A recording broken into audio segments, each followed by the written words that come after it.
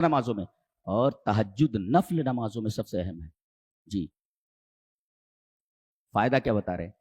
عسا ان یبعثک ربک مقاما محمودا، خطاب ڈائریکٹ نبی سے کہ یقیناً اللہ آپ کو، آپ کا رب آپ کو مقام محمود پر پہنچا دے گا. جی مقام محمود پر. یہاں بعثا ہے، بعثا، یہ ہمیشہ یہ لفظ کہاں استعمال ہوتا ہے؟ مردے کو زندہ کرنا، وہاں استعمال ہوتا ہے. کہتے باس بعد الموت، موت کے بعد اٹھایا جانا. یہاں باس کا لفظ استعمال کیا گیا ہے. کیوں؟ اس لیے کہ آدمی تہجد میں نیند کے بعد اٹھتا ہے، تو یہ بالکل ایسے ہے جیسے موت کے بعد اٹھنا.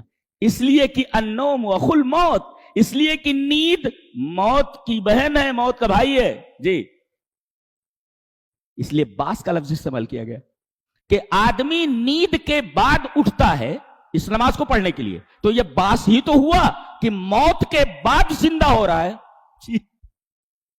جیسے آدمی موت کے بعد زندہ ہوتا ہے، ایسے ہی نیند کے بعد اٹھتا ہے. تو نیند یہ موت کی بہن ہے.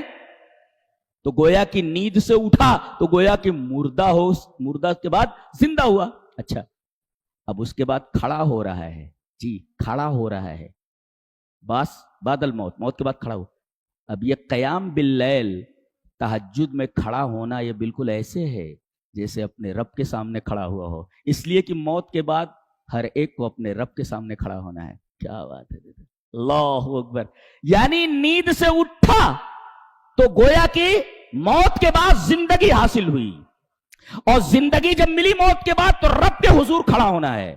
ایسے ہی رات میں نیند کے بعد جب آدمی قیام کرتا ہے، نماز کے لیے کھڑا ہوتا ہے، تو ایسے ہی ہے جیسے آدمی موت کے بعد رب العالمین کے سامنے کھڑا ہوا ہو. یہ اللہ کی لاڈلی نماز ہے.